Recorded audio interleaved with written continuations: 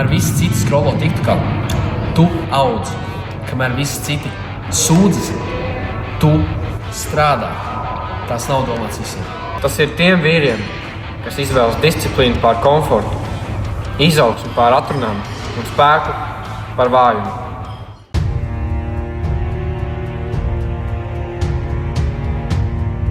Šeit mēs nedzinamies pēc īslaicīgiem priekiem. Mēs meklējam jēgu, veidojam ķermeņus, prātus un dzīves, kurus pieprasa cieņu.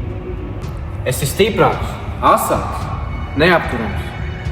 Darbs var sākties. Vai tu esi gatavs?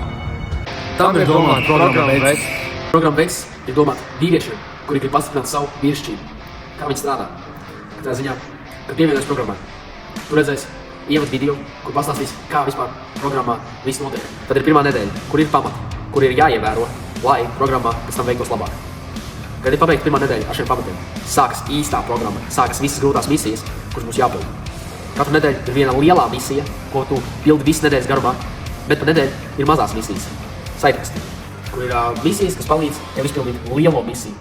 Kāpēc ir šīs misijas programmā?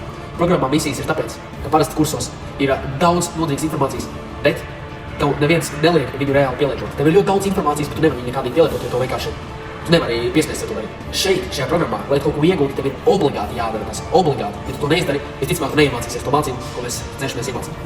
Tā kā, man liekas, tas ir ļoti labs spiediens un veids, kā tev kļūt par kārtīgu veids. Programma ir pieejama aplikācijā Patreon.